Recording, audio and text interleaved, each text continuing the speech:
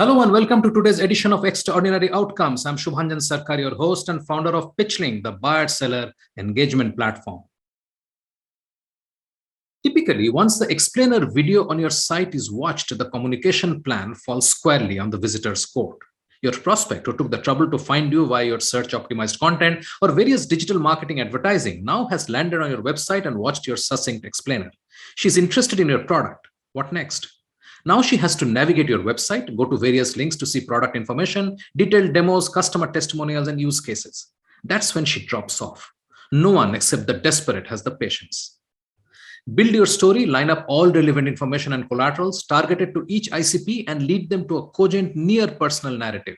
Capture their data if you so desire, or lead them to your existing funnel to register, all with the public pitch link feature. Want to know more? Sign up for a free one-on-one session, link in the attachments.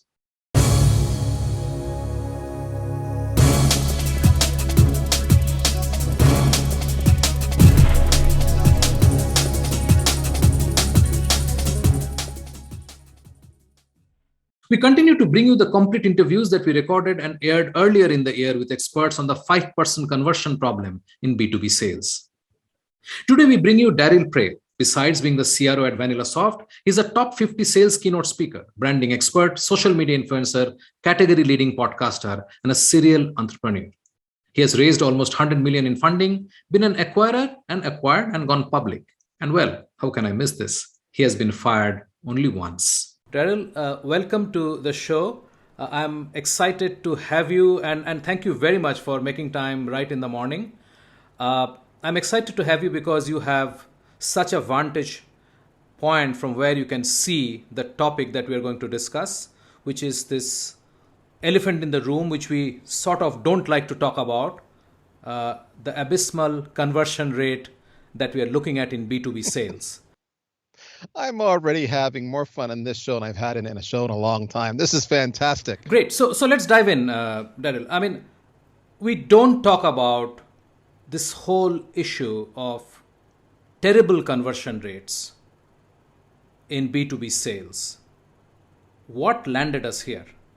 Okay, so what landed us here? I think what landed us here was a complete disconnection, lack of alignment, a lack of coordination, lack of ownership between ensuring that the sales function and the marketing function work together in tandem, in unison, with shared goals and objectives, as opposed to, us versus them, which often is the case, with different compensation plans, which results in different behaviors, with different leadership that is focused only on their view of the world and not understanding the bigger picture. I can blame venture capitalists for those funding those small, rocket ships because they tend to ignore marketing because their economic degrees from Harvard or Yale or Princeton didn't really go into marketing other than one course. They went into, simple math, which is where sales comes in. Ironically, marketing actually has more math than sales for those who care. You get into CEOs who often are engineering based. I saw a stat the other day that said less than 10% of companies, of CEOs, come from the sales discipline. I think the general stereotype is that most CEOs do come from the sales track. So I found that stat kind of interesting. But what it's really telling you is a lot of engineers or product managers or product developers or entrepreneurs start up on the, the R&D side. And which is a very, having been a coder myself, that's a very logical, tangible, black and white kind of paradigm. And the idea of marketing is just so out there because it's often intangible. It makes no sense to them. So ignore that. And then the idea of sales is dealing with people, and that's just yucky. So people are so unpredictable, unlike my code. So that's just blah. So I just rely upon the individual leaders to do their own thing, and I'll be the CEO and give them no guidance. And now, of course, I'm across the board. I am stereotyping. But if you ask what got us here, I don't think there's any one person, maybe up until recently, who has been said, you own fixing this problem. You would think it would be the CEO. But often the CEO is the person in charge of strategy or culture or that next round of funding, that liquidity event. And they tend to delegate down.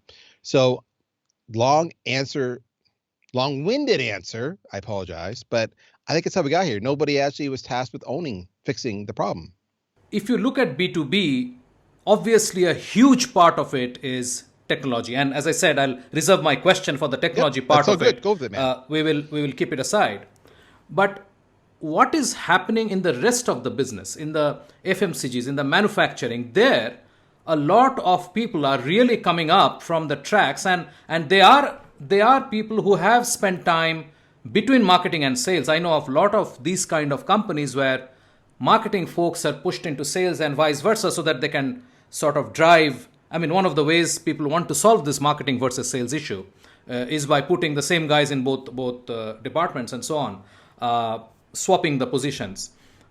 What is happening there vis-a-vis what you see and what you just so you're hitting a passion. So I put myself through university working on the factory floor, working on the assembly line. My first 5 years where I was coding, I was actually developing and consulting, doing professional services on manufacturing applications. And I was on the shop floor and everything else on site. In the tech space, I've worked for 2 different supply chain companies, 8 years in manufacturing supply chain. So manufacturing, I have some knowledge on, just enough to be dangerous. And manufacturing historically has been a late adopter.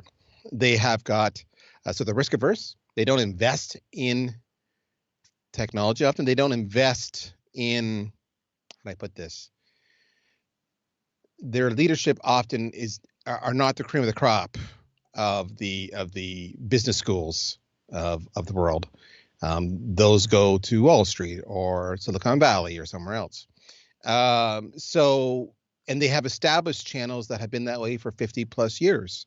And so for them, manufacturing, their biggest innovation was EDI back in the 70s, electronic data interchange, where it was just trying to get some semblance of kind of inventory management.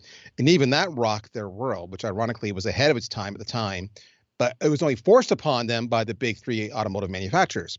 So these industries never change unless the people who are on top of the food chain force it down. And you can see examples of that, whether it be Amazon, because a lot of the manufacturers are creating commodities that are sold through that channel, or Walmart as an example, or automotive, Ford, GM, et cetera. They don't change. There's no incentive for them to change. So if 5% is the number they've got, that's just their normal, right? So they don't know that this is bad. This is the way it's always been. And then if you look at, well, if we need to invest to change that, their budgets aren't structured that way. They might be investing 1%, 2% at most in marketing. You look at software, they'll invest 12% or more.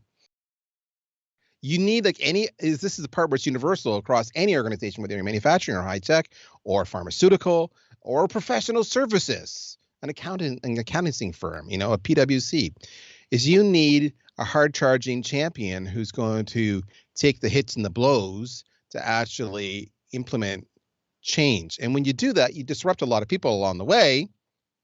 You create a few enemies and they're looking for you to fail, and they will pounce on you the minute you have a setback. A lot of people don't know how to implement change. They don't understand it's about identifying an internal champion, creating a business case, creating consensus, creating an actual committee, committed to the change, understanding that there's going to be pain.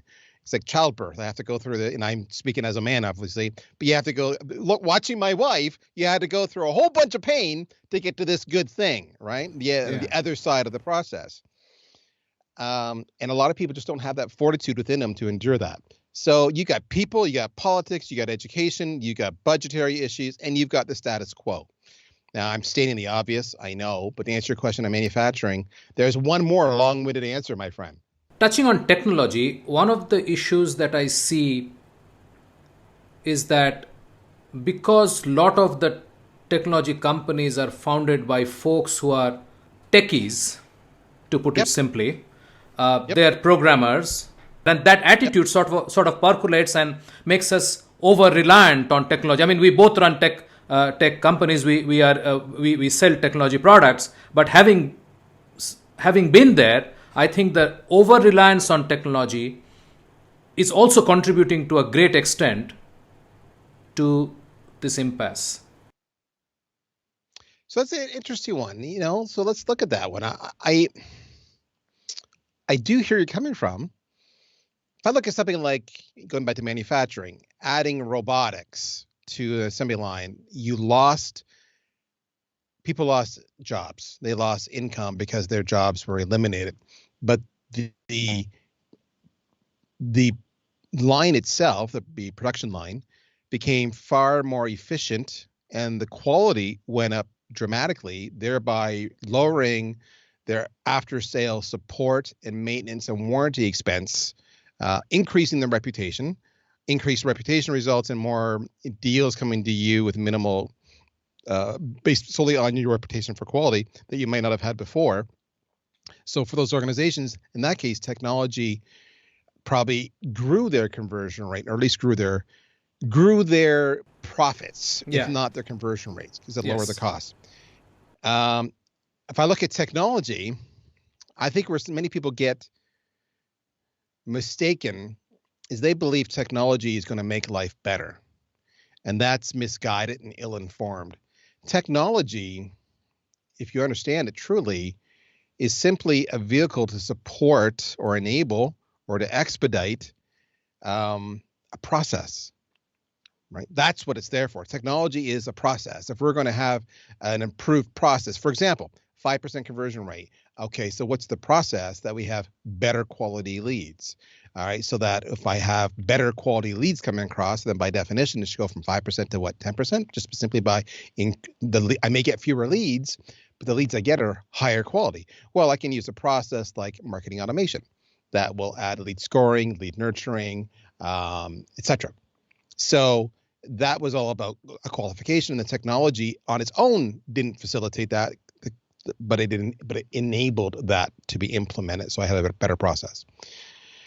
They never sat around saying, we need Marketo or HubSpot. They sat around saying, we need better leads. Every sales rep in the world knows this. I need better leads. The leads you give me suck.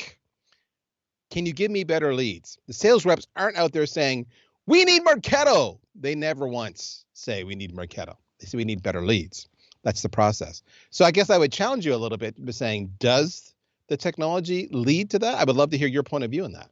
I think that inherently a lot of selling is lazy selling.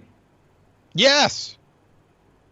And having technology and this plethora of tools, I was just reading somewhere that B2B companies are on an average investing in 100 SaaS products, 100 SaaS apps. Not all of them for sales, but you're spot on right. Yeah. So sales, marketing, customer success, support, you got it. Right. So 100 apps per company. Imagine that. So as a sales guy, if I'm having 15 apps to use, it makes me lazy. And I think a lot of my work will get done by the technology. And I'm not blaming the person, by the way. I mean, it's the environment. So no, I mean, I get it. I totally see where you're coming from. Yeah. And you're right. It does make you lazy. Carry on. So I have a feeling that when we say that a rep has to make 100 calls and that 100 calls is resulting in only one meeting or one actual call connect, let's do some robocalling. Let's bring in a technology which will allow me to make 1,000 calls. And then my rep will have 10 meetings.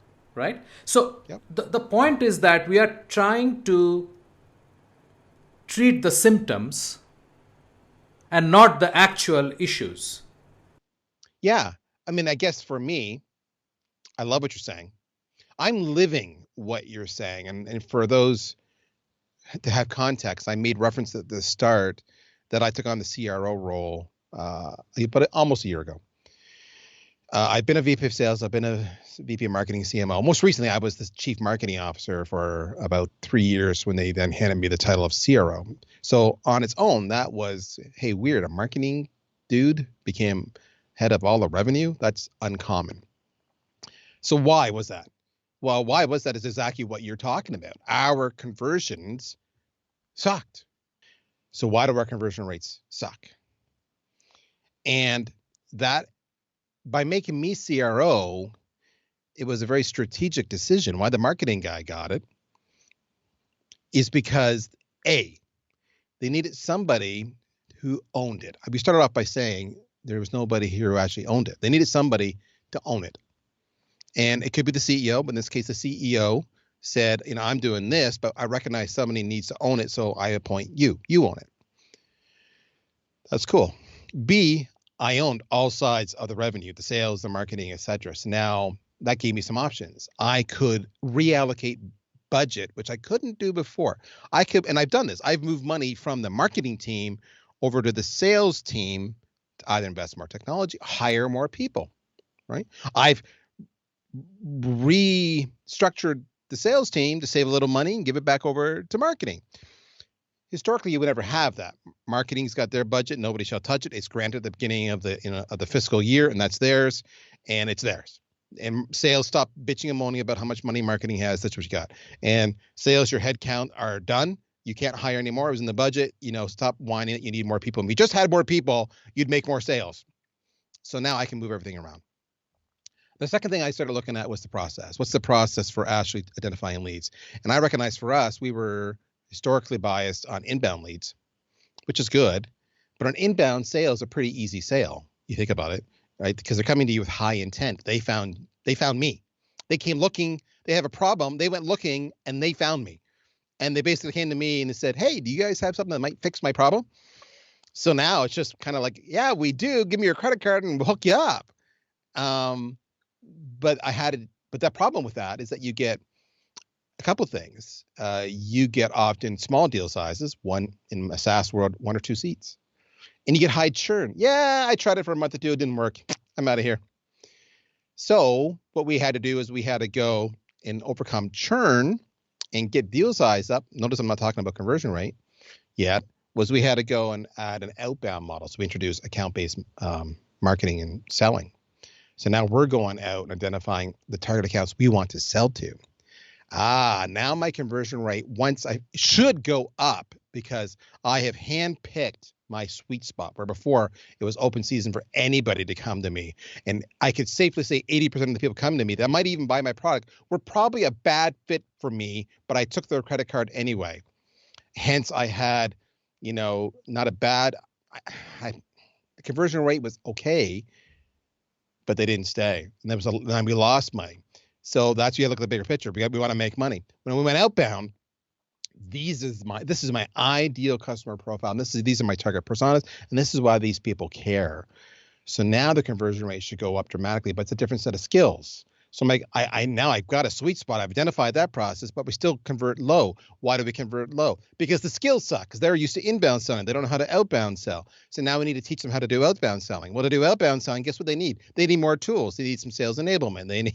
They need some conversational intelligence. They need. The beauty of this, though, going full circle, is that recognizing the shortcomings and recognizing we had process issues, this is what I've learned. This is actually a really good case. I just had this conversation within the last week. I have a person in leadership on my team who is really, really, really good at defining processes. All right. Oh, this is a problem. Okay, moving forward, I declare that this is how we will handle it. And everybody goes, okay. And that's where they stop. That's where their strength ends. Because what happens? What happens is a few of the members of the sales team leave, so new members join to replace them, and everybody forgets to tell those new members that we made this informal rule declaration 6 months ago, but you were never told. It was never put into the onboarding process. It was never systemized. And then they start making the exact same mistake, and 6 months later, we're in the exact same boat we were in 6 months ago because nobody told the new kids how the informal process was. And that's where technology comes in. So now what we can do is take those processes that we are forced to examine and create and make sure that they're systemized so that it's just forced upon everybody. Well, you can't affect change in 18 months that's sustainable. It takes time to identify it, takes time to actually address it, takes time to retrain it, and then it takes time for your normal sales cycles to show a byproduct. And usually what you're doing is you're iterating on that. You're fixing it. You're seeing where you missed the mark. You're fixing it again. You're seeing where you missed the mark. 18 months is not enough time. True. So people look for short solutions. To your point, okay, I did 100 calls. I got one meeting. Oh, well, a short solution to get right off my back is to do 1,000 calls. That's how I saved my job. So nobody's thinking strategically. Nobody's thinking long term. Why? Because often you have venture capitalists saying, I need an immediate return because we have an exit strategy for you because my portfolio needs you to make a return from me within 3 years max. And part of that means we have to get you to unicorn status and blah, blah, blah, blah, blah. So you have competing agendas. That's how we got here, in my opinion. Wow, I just said a lot. I apologize.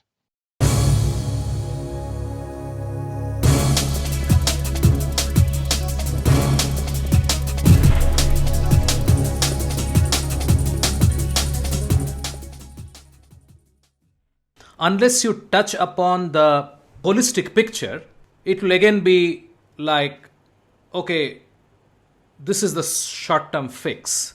So although the topic is about fixing the 5% problem, that fix cannot be a quick fix. You know what I mean? Yes. And it's got to be a shared fix. Yes. And yes. A lot of people don't know how to lobby and get consensus on budget, resources, and on timelines, right? I have a story I tell to people. They'll often say to me, Daryl, like a good example. When I took over the CRO role, there was another person on the team, and they said to me several months into my job, they're like, holy smokes, you've gotten more money and more resources out of, the bean counters than any of your predecessors ever did. How in the hell did you do that? And I said, you need to understand. I said, it's all about generating consensus. And I said, everybody would just go and say, I have a problem. I need money. And that was it. There was no business case, no nothing else. I said, when I was a first-time vice president, I was a vice president of marketing, I used to get so frustrated because I would go into these, I was finally at the executive table. I'd made it. Here I was. Going to these meetings, you're like, okay, this is really weird. I don't know what to do. I feel like an imposter, but I'm just going to do my thing. And a few months into it, okay, I'm feeling comfortable. And then I would go and I would pose ideas and I would get shot down by the rest of the executive team. And I watched this grizzled 50-something-year-old, ironically where I'm at now, chief technology officer, a tech guy. And he'd come in and he'd say an idea. And everyone would go, oh, Dave, that's awesome. Yeah, do it. This went on for 6 months. And I'm like, what the hell? Because I know my ideas are the right ideas. I may be young, but I know they're the right ideas. So I went into Dave's office and I asked him, I said, Dave, he goes, yes. I said, I shut the door. I said, here's what's going on. I ask, I get shot down. You ask, they love you. What the hell? We're literally doing the exact same thing. And he says to me, oh, Daryl, you're so cute. You actually think that decisions are made at that executive table. And I'm like, what do you mean? He goes, Daryl, before I ever bring that up at the executive table, I've gone around to every single person on that table and said, this is kind of a problem I see. And, I got thinking about you because you have such a unique perspective. I want to bounce this off you. Do you got a few minutes? Sure. And I'm thinking that this is the problem. You think that's a problem? Yeah, that's a problem. I'm thinking if we did this, that would fix that problem. Make the little money, little people, but I think it would fix that problem. And they're going to say, well, I agree with you, but maybe with a slight little twist. Oh, that twist is interesting. I hadn't thought of that. Okay, thanks. And he goes, Daryl, I would do that for every single person, the head of finance, the head of HR, the head of whatever. Away I go. And he goes, so when I got to the table that you're seeing, he goes, in fact, I did it with you. Remember that? He goes, I said, yeah. I said, but I thought you were just taking me aside because you just wanted my advice. He goes, no, Daryl. I mean, yes, but no. I'm lobbying you. And he goes, so then when I go to the table and I pitch it, it's 80% my original pitch. And the other 20% is comprised of the little tweaks that every other individual said. And he goes, Daryl, what happens now? They all have ownership because they heard their element of the idea included. They were secretly consulted behind the scenes. So they all say yes.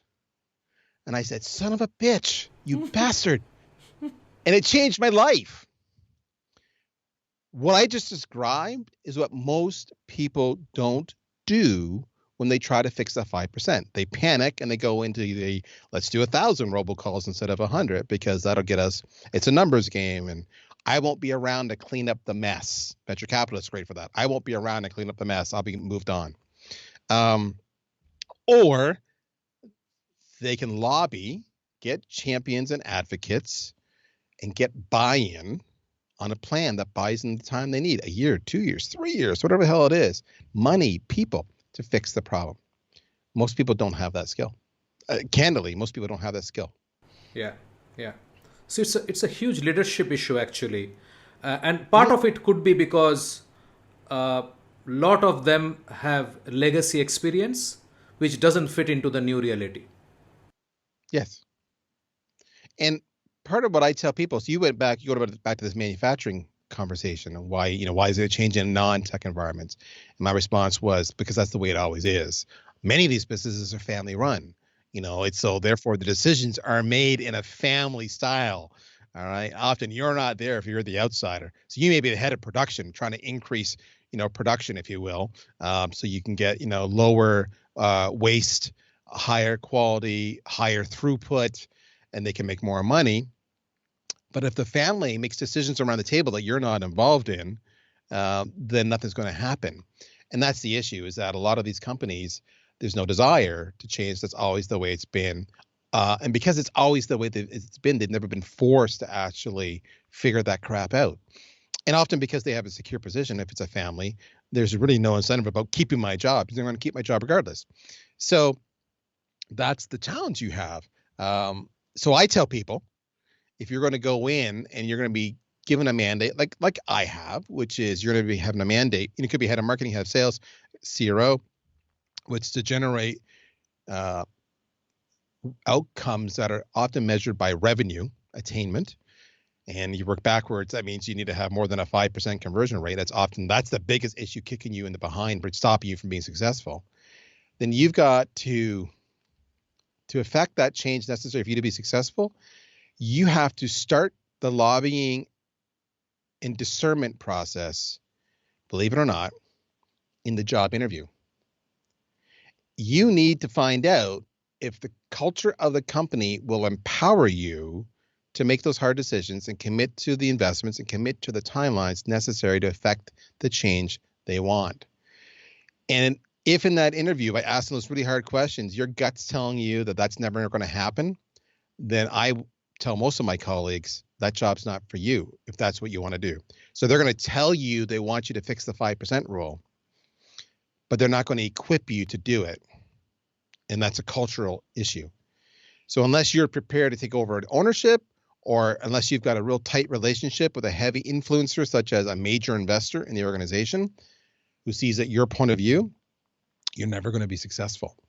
So it's a really depressing statement. I know I just made. It's like, I'm working for this company. I see the problem and I can't do it. And Daryl, you just told me it's never going to happen. And what I'm saying is it's likely not to happen, but you can affect change with a good business case and by lobbying all the stakeholders and making them feel owned. So you can affect change, but it often is a harder, longer process to do that. What got us here is what we discussed. Yeah. What I want you to tell me is, how do we get out of this? Okay. Actually, so the answer is actually a lot easier than you think. Now, I say that I'm going through it myself. All right. So I'm going to be speaking very personally right now. Because like everybody else here, I try to make fit and work what I inherited when I took on the job.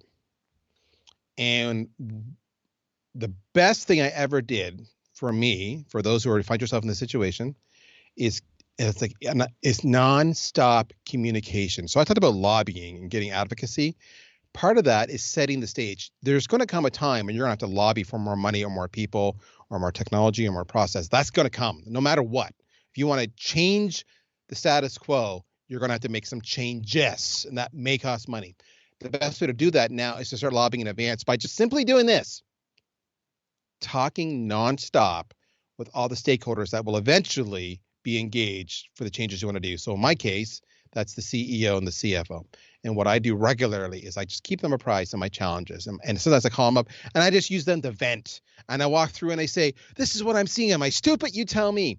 And the reason I'm communicating up and including them in the process is so their eyes get open to the challenges I'm facing, and then they console me and they support me, and then they give me feedback, and then I can act on some of their direction. It may or may not work, but at least they feel like they're part of the process now. So when the time comes to say, where I say we need to make dramatic change, they go, "You're right," because they've kind of been on this journey with me. So many of you fail at communicating up. Manage up. That's your first step. You're going to take those first 3-6 months and get the lay of the land. That's why you're managing up, constantly getting the lay of the land. And you're going to observe where the process is broken. You're going to investigate everybody's complaints. Sales is going to complain that the marketing leads suck. All right, do the marketing leads suck? Why do they suck? Do you have an agreed upon definition of a marketing qualified lead? Marketing is going to complain that sales isn't following up on the leads. So when they do, they're cold, or they only call them once. Okay, investigate. Is that what's going on here? So you're identifying, like a doctor would, all of the symptoms and because it's often not just one symptom that is causing a disease. It's a collection of symptoms that are often magnifying each other. So you got to identify all the symptoms. So do that. That's what you're doing. You're going to investigate, and you're going to be very intentional about it. And you're going to refrain from judgment. You're going to ask the obvious questions. Okay, well, why do they suck? Do we not have a tool that does that already? We don't. Okay, how does this work? Why are they not calling multiple times? We have a CRM. Are they not using, the CRM to do this? Oh, they're not. They're living in Excel spreadsheets, and they suck because they're not organized. Okay, so you understand the issue. The second thing you're going to do is you're then going to get the leaders. You're going to get what I call my revenue team in place. So all the people report to me, but for most people, this is going to be the head of sales and the head of marketing. And you could have a few other people in there, maybe the head of your operations people. And you're going to put them in a room, and you're going to say, okay, guys, we're going to agree on shared values, shared goals, and you're all going to be measured on it. So when I say measured on it, that means you're changing their compensation plans so they're all measured on the same thing. All right. And you're creating sales and marketing alignment through a service level agreement. This is a document that says this is what everybody commits to. So, for example, sales, you're going to commit that you're going to follow up on a lead within 1 hour of getting that lead, and you're going to make maybe 7 attempts in 7 days using email, phone, social selling, yada, yada, yada, yada. And if you don't do that, this is the consequence. And if you do that, I'm going to give you a reward financially. You're going to make more money if you do this. That's an example. So your compensation plan drives behavior.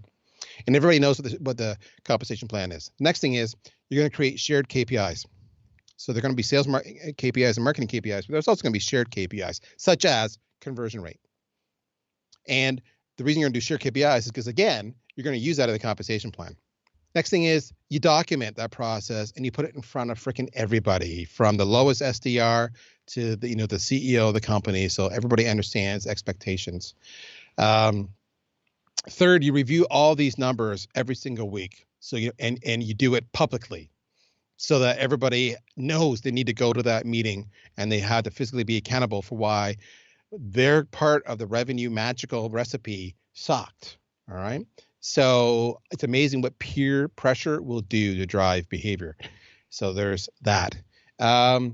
Lastly, I'm a big believer in you only get leaps of progress when you take a leap of faith. So you can refine what you're doing now, but if you're still going to do the same old tactics and the same old message and the same old, selling technique and marketing technique that you've always used, you're only going to get incremental gains, nominal incremental gains. It's like refinement. If you really want to make major gains, you've got to change it up and take risks. So what that means is you need to create a culture of controlled experimentation within your organization that says, okay, we're going to do this crazy marketing campaign we've never done before. It's a completely different take from everything we've done. It's a different voice. It's a different audience. Oh my gosh, I don't know if it's going to work. And you say, fine. All right, so let's control it. We'll do an A/B test. Half will be a control, like we've always done. Half will be this new one. And it's okay if this experiment fails. We'll do it in a small attempt first. And then if it works, we'll go bigger. Because the point is, that's the only way you'll ever make dramatic changes, is by actually taking big risk. And you don't discipline your employees for saying, I want to take this risk. You help them take the risk in a controlled fashion. And if it fails, you don't say this is all your fault, you suck, because you were part of the process. You say, okay, what did we learn from this? Let's not make that mistake again. We're smarter now than we were before. We've learned that this doesn't work. But what's amazing is that a lot of things will work. Yes. I go back to a conversation I had with one of my jobs back 15 years ago, and I said, your audience, they were like sheriffs, a lot of police people. I said, do they even get their information online? And they were like, nope, everything's done live and in person, and they have the little magazines. And I said, okay. And that was across the whole board. That was everybody. That's how sheriffs got their information. And I said, I think you're wrong. I think some of them go online. And so we did a controlled experiment online to see if we did surveys, we did sponsorship, we did events all online. Huge response, massive response. And everybody was shocked because that's not the way it had always been. You know, their buyer had changed and we were still stuck on the old buyer. We only found that out because we took a risk. Of course. That's what you do. Yeah. So those are some of the highlights of what you do, but there you go. When you look at your current outbound mode, are you expecting that your team has to be more patient with that process than inbound? Because as you rightly said, inbound, already the intent is there. I mean, this guy has found you. He may churn, but he will take the decision faster. He's going to give the credit card faster. But in the other case, what's your experience? So the experience is like what you said. It's going to take a substantial multiple faster. So let's say my average inbound is in our case is probably 2 to 4 weeks to the max. All right. Outbound is going to be 3 to 4 months, if not longer.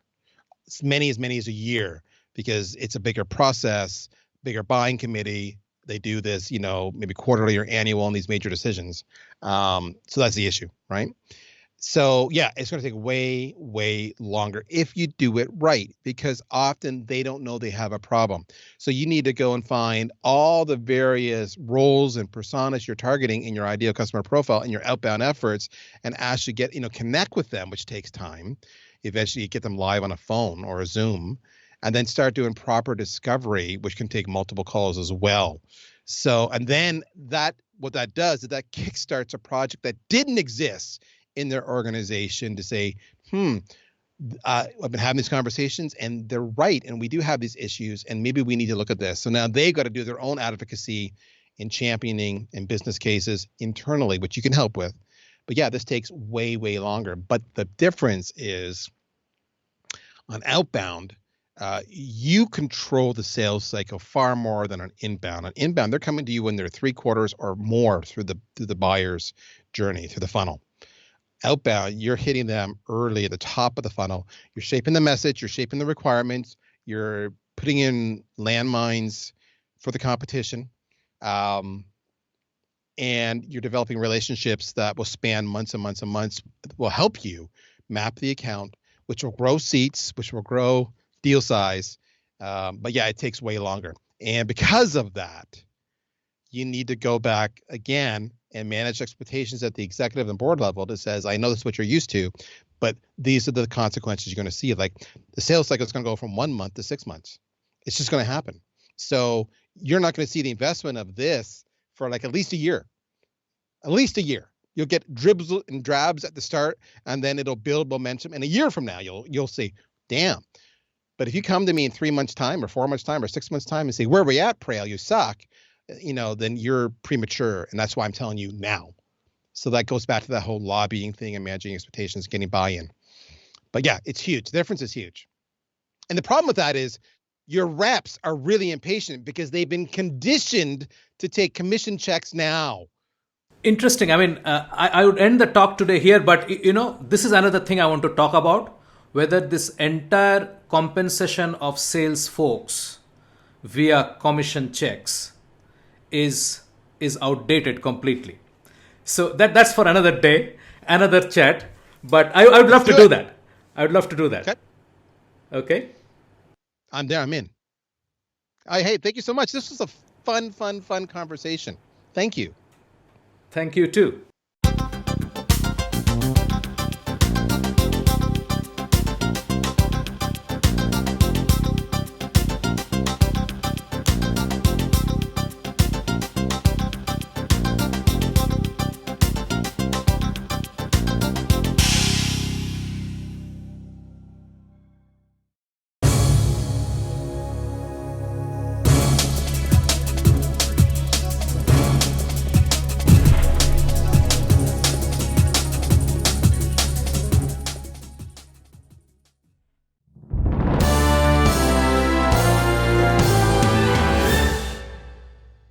Today, we bring you Amy Franco, the founder and CEO of Amy Franco Associates. With over 20 years of client-facing sales experience, Amy's career includes sales roles with global companies IBM and Lenovo before pivoting into entrepreneurship. One of the services that I've added to my organization over the last 3 months is Salesforce evaluation and assessment.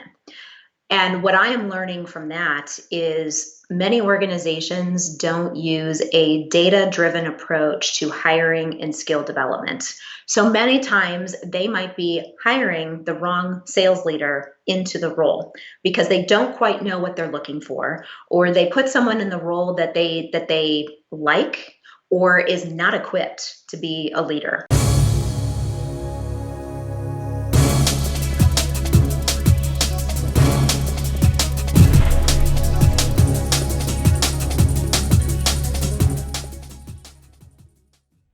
We are very excited about the upcoming launch of our new community built to bridge the gap between buyers and sellers, Moxo. It is designed for buyers, sellers, and marketers to enable access to curated content, share ideas, and engage in conversations as a community. The space will be invite only, and if you want in, please write to us at moxo@pitch.link. That is moxo@pitch.link. Time to wrap up for today. You will soon have access to the complete interviews in the Fixing the 5% Conversion Problem in B2B Sales and transcripts in the series. Keep an eye out for the link in the XO newsletter. And thank you for watching. Until next time, stay well and craft extraordinary outcomes.